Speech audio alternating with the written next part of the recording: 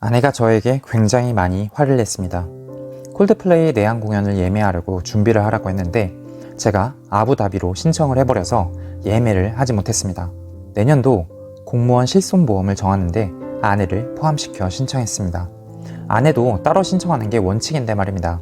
아파트 사전점검 일자를 맞추는데 매도자에게 밤 9시에 문자를 보냈습니다. 이 모든 일이 쌓여 아내가 폭발한 것입니다. 저도 기분이 나빠 함께 폭발할 수 있었지만 참았습니다. 자리를 옮겨 제 잘못들을 돌아봤습니다. 모두 제 탓이라는 생각이 들었습니다. 오히려 아내에게 미안한 마음이 들었습니다. 더 나은 사람이 되자고 결심했습니다. 아내가 화를 낼 당시에는 기분이 나빴지만 돌이켜보니 아내가 제 잘못을 상기시켜준 덕분에 더 좋은 사람이 될 수 있겠다는 생각이 들어 고마웠습니다. 가장 의미 있는 성장은 경력을 쌓는 것이 아니라 품성을 쌓는 일입니다. 오늘의 나보다 더 나은 내일의 나가 되려는 열망보다 더 높은 가치는 없어요. 에릭 베스트가 제안한 다음과 같은 질문들로 여러분 스스로 얼마나 성장했는지 가늠해 보세요.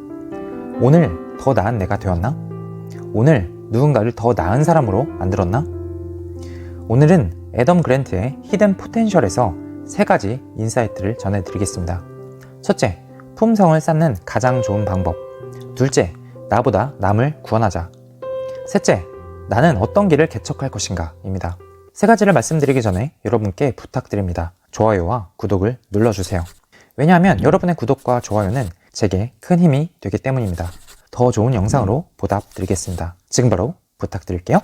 첫째, 품성을 쌓는 가장 좋은 방법. 한 사람의 기량은 앞으로 그가 어떤 일을 할 수 있는지로 가늠할 수 있습니다. 저는 앞으로 어떤 일이든 잘할 수 있는 사람이 되도록 배우고 독서하고 글을 쓸 생각입니다. 우리는 우리의 품성을 더 높여야 합니다. 품성 기량을 늘려야 해요. 그릇을 키워야 합니다. 부자가 될 역량을 높여야 합니다. 품성을 쌓을 수 있는 가장 좋은 방법을 소개합니다. 바로 일부러 불편한 상황에 놓이는 겁니다. 불편한 상황을 적극적으로 받아들여서 실수합니다. 그럼 배우고 성장하게 됩니다. 퓨처 셀프라는 책에서는 조지 웨이츠킨이라는 사람의 엄청난 일화가 나옵니다. 그는 태극권을 익히는 과정에서 일부러 자신보다 강한 상대와 싸웁니다. 의도적인 연습이자 불편한 상황입니다. 보통의 사람들은 자신과 비슷한 상대와 싸우거나 약한 상대와 싸웁니다. 그게 편하니까요. 하지만 조시는 불편하지만 강한 상대와 대결합니다. 이반이라는 사람은 190cm에 90kg이 넘었고 가라데 검은띠에 합기도 8년, 태극권 8년을 수련한 굉장히 공격적인 남자였습니다. 이반이 다가올 때 화물 열차와 부딪히는 듯 했어요. 샌드백이 된 기분이었습니다. 조시는 수개월 동안 그와 대결하면서 박살났어요. 연습이 끝나면 조시는 절뚝거리면서 집으로 돌아갔습니다. 솔직히 쉽지 않은 선택이었습니다. 의도적인 연습을 제대로 하면 고통스러울 수밖에 없습니다. 조시에게 조금씩 변화가 생깁니다. 계속 두들겨 맞는 게 익숙해지다 보니 맞는 게 두렵지 않았어요. 공격을 받으면서도 몸을 이완할 수 있게 되자 머릿속에서 이반의 동작 속도가 느려지는 것 같았습니다. 조시와 이반의 우위가 바뀌는 순간이 찾아왔어요. 오히려 이반이 조시와의 대결을 피했습니다.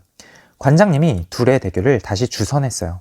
이반이 황소처럼 달려들었지만 조시는 본능적으로 그 공격을 피하고 이반을 바닥에 내동댕이 쳤습니다.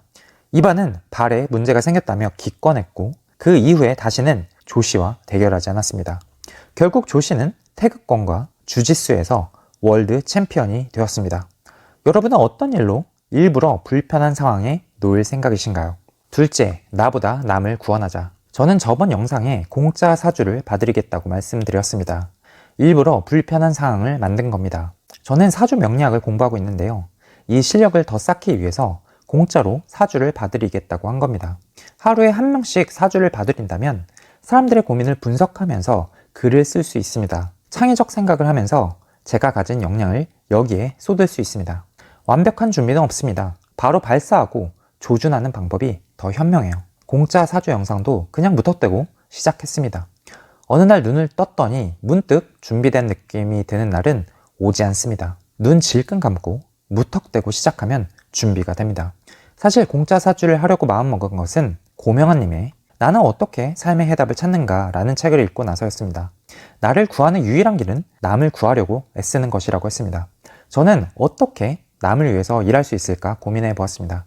완벽하지는 않지만 취미로 명리학을 공부하고 있었습니다. 다른 사람들의 고민을 들어보고 명리학과 제가 가진 독서력으로 도움을 드리면 어떨까 싶었습니다.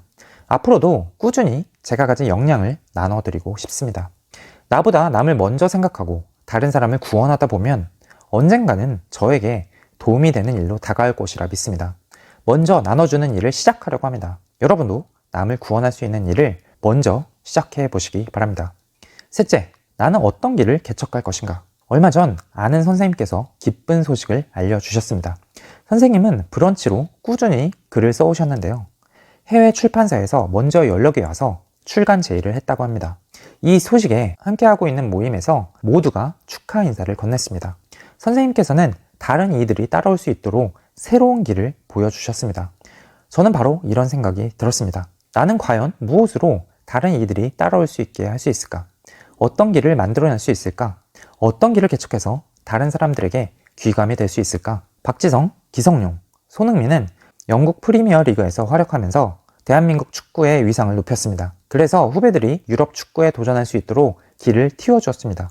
저는 유튜브에 감동을 주고 인사이트를 주는 영상을 계속 업로드할 생각입니다. 명리학으로 사람들이 자기 인생의 주인이 되도록 도울 겁니다. 계속 하다 보면 새로운 기회들이 찾아올 거라 믿습니다. 제가 하는 일이 다른 사람들에게 영감을 주고 길을 틔워주길 바랍니다. 우리는 우리 자녀들이 우리를 자랑스러워하도록 만드는 데 집중하기보다 부모가 자랑스러워할 우리가 되려고 노심초사합니다. 너무 많은 이들이 미래의 길잡이가 되기보다 과거의 지킴이가 되는데 자기 삶을 바칩니다. 책임감 있는 후손보다 훌륭한 조상이 되는 게 훨씬 중요합니다. 여러분도 누군가에게 길잡이가 되는 사람이 되었으면 좋겠습니다. 정리해볼까요? 품성을 쌓을 수 있는 가장 좋은 방법은 일부러 불편한 상황에 놓이는 겁니다. 불편한 상황을 적극적으로 받아들여서 실수하면 배우고 성장하게 됩니다. 나를 구하는 유일한 길은 남을 구하려고 애쓰는 것입니다. 어느 날 눈을 떴더니 준비된 느낌이 드는 날은 오지 않습니다. 눈 질끈 감고 무턱대고 시작하면 준비가 됩니다. 많은 사람들이 미래의 길잡이가 되기보다 과거의 지킴이가 되는데 자기 삶을 바칩니다. 책임감 있는 후손보다 훌륭한 조상이 되는 게 훨씬 중요합니다. 성공은 도달한 지위가 아니라 성공하려고 애쓰면서 극복한 장애물로 가늠합니다. 지금도 애쓰고 있는 여러분 모두 힘내시길 바랍니다. 당신의 미래를 응원합니다. 지금까지 책은 동사되었습니다. 감사합니다.